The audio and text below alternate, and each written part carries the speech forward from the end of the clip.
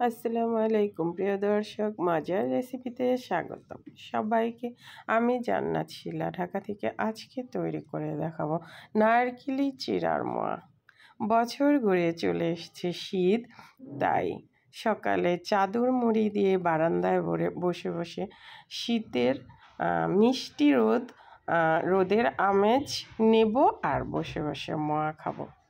তাই সবার সাথে শেয়ার করতেছি। সবাই চাইলে এই যে চিড়ার নারকেলের মোয়া তৈরি করে মুড়ি দিয়ে ভরে রেখে দিবেন। 2 মাস পর্যন্ত এগুলো সংরক্ষণ করে রেখে খাওয়া যাবে। গ্রামে কিন্তু এখনও আগে অনেক গ্রামে এই মোয়া তৈরি করে চাদর মুড়ি দিয়ে রোদে বসে বসে সবাই এই মোয়া খেত। তাই এখনও হয়তো অনেক গ্রামে এই প্রচলন রয়েছে। এখন আমি এই যে মোয়া তৈরি করব। প্রথমে আমি 2 কাপ এখানে চিড়া নিয়েছি, একদম ক্লিন করে পরিষ্কার করে বেছে বুছে চেলে নিলাম। মোয়াগুলোকে চিড়া চেলে এখন এই যে প্যানে বসিয়ে দিয়েছি, চিড়াগুলো ভেজে নেব। তাওয়া গরম হয়ে গেলে চিড়া দিয়ে দিয়েছি। এখন লো হিটে সময় নিয়ে দাঁড়িয়ে থেকে চিড়াগুলো লাল লাল করে একটু লাল লাল স্পট পড়বে সে পর্যায়ে ভেজে নিতে হবে মচমচে করে। এখনও দেখবেন অনেক গ্রামে রয়েছে এই মুড়ি মুরকি চিড়ার মোয়া। এই যে আসছে শীতে সবাই হয়তো তৈরি করে রোদে বসে বসে খাবে। রোদে বসে শীতের দিনে চাদর মুড়ি দিয়ে চিড়ার মোয়া খাওয়ার মজাই আলাদা। এই যে আমার চিড়াগুলো দেখতে পাচ্ছেন একটু একটু লাল হয়ে এসছে। আমি লো হিটে কিন্তু এটা সময় নিয়ে ভাজছি। এই যে আমার মচমচে হয়ে এসছে। এগুলো আমি ভেজে গরম প্যানে রেখে দেব কিছুক্ষণের জন্য, যতক্ষণ প্যান গরম থাকবে। তাহলে চিড়াটা মচমচে হবে মোয়াটা খেতে। এখন এই যে 1 কাপ মিঠাই আখি গুড় দিয়ে দিয়েছি আর 1/2 কাপ পানি দিয়ে এখন অনবরত নেড়ে চেড়ে বলক তুলে নিব।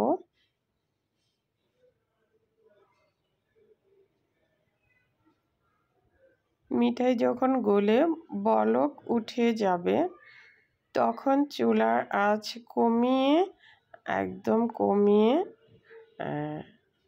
এই যে আস্তে আস্তে নেড়ে চেড়ে এই মোয়া তৈরি করে নিতে হবে। প্রতি স্টেপ মোয়ার জন্য আমি 1 কাপ করে মিঠাই দিব, কারণ বেশি করে যদি আপনারা এই পাকটা তৈরি করেন তাহলে কিন্তু অনেকগুলো একসাথে বানানো যাবে না।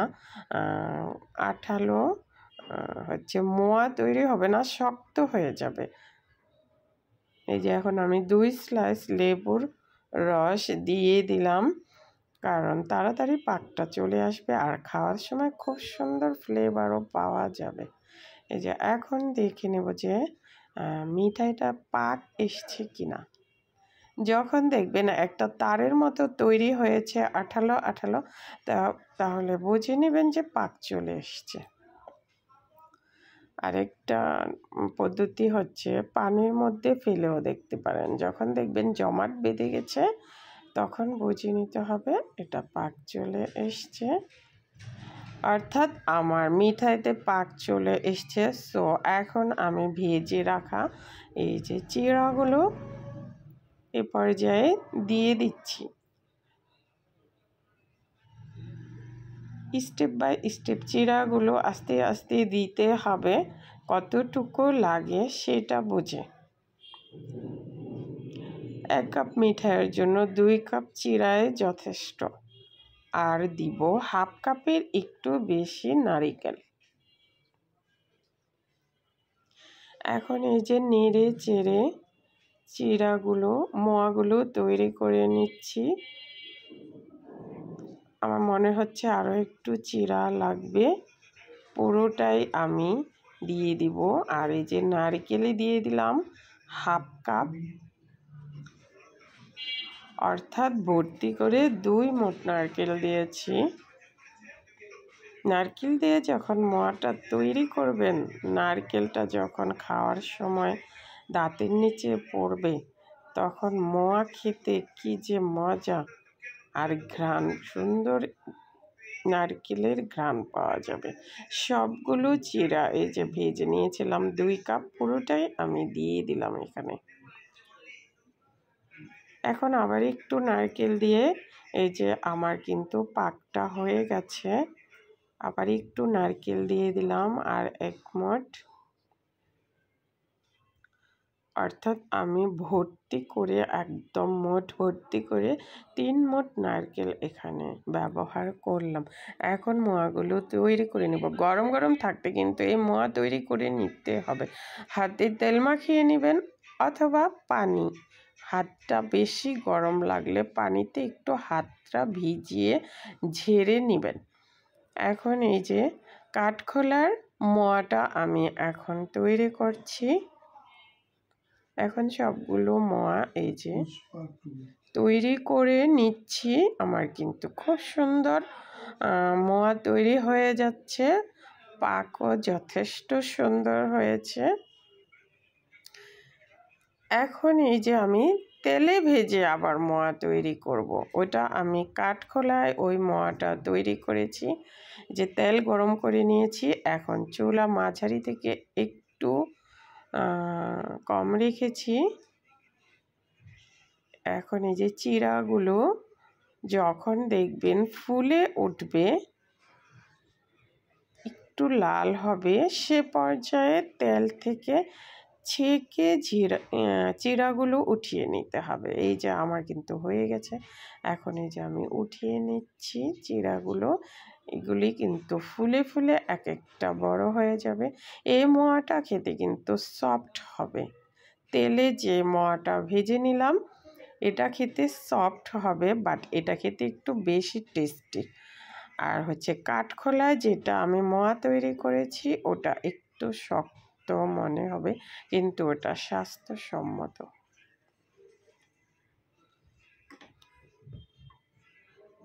এখন তেলে এই যে মোয়া চিরাগুলো ভেজে নিচ্ছি।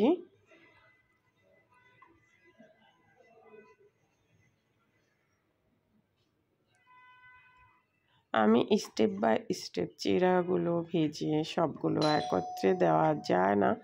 আমি অল্প অল্প করে তেলে চিরাগুলো ভাজলাম, নয়তো কিন্তু পুড়ে যাবে। বেশি দিবেন না, বেশি দিলে কিন্তু পুড়ে যাবে, ভাজাও ঠিক হবে না।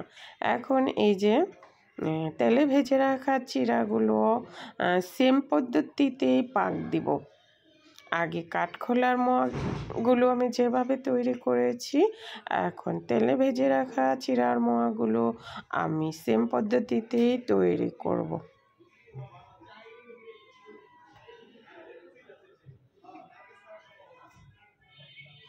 এই যে আমার পাক চলে এসছে।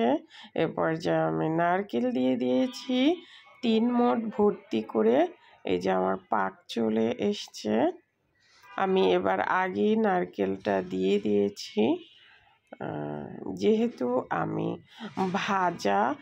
তেলে ভাজা চিরার মোয়াগুলো তৈরি করব, সে পর্যায়ে হয়তো নারকেলটা পাক না লাগতে পারে, হয়তো ভাজা চিরাগুলো একটু বেশি টেনে নিবে মিঠাই। এখন এই যে তেলে ভেজে নেওয়া চিরাগুলো নেড়ে চেড়ে মোয়া তৈরি করে নেব।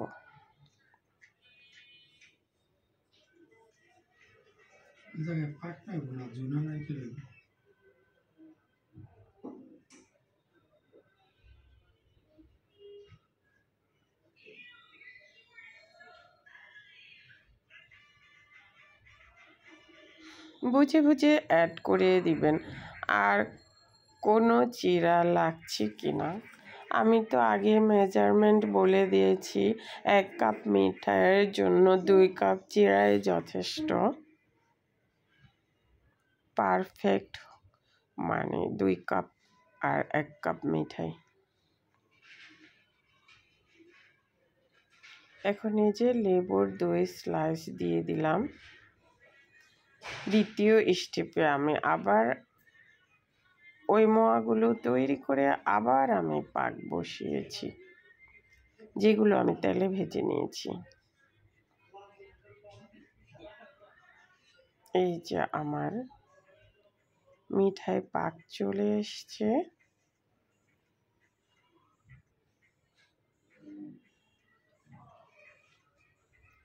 সুবিধার্থে আমি আপনাদের সুবিধার জন্য আমি আবার দেখিয়ে দিলাম যে মিঠাই পাক চলে এসছে কিনা।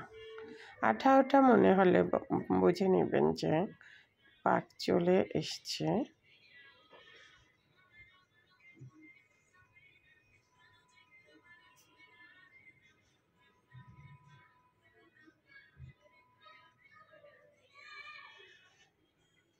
এই যে দেখেন জমাট বেঁধে গেছে। এখন এই যে তেলে ভেজে রাখা মোয়াটা তৈরি করছি।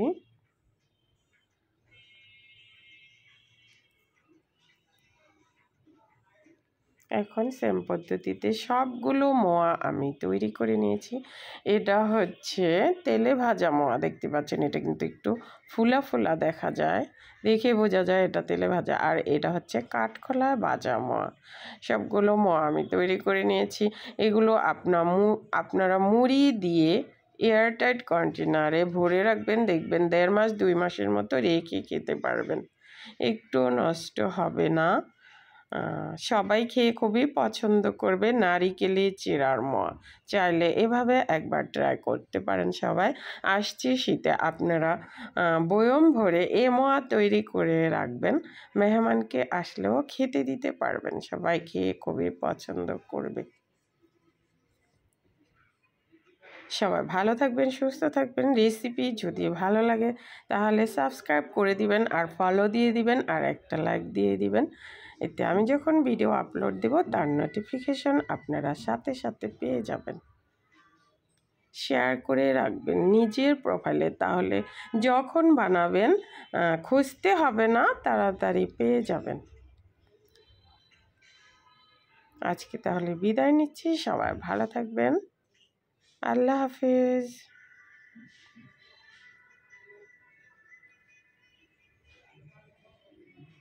এই মোয়াগুলো কিন্তু খুবই সুস্বাদু এবং মজাদার হয়েছে। খাওয়ার পরে যাকেই খাইয়েছি সবাই বলেছে যে খুবই মজা হয়েছে, এত মজা হয়েছে, খুব টেস্টি।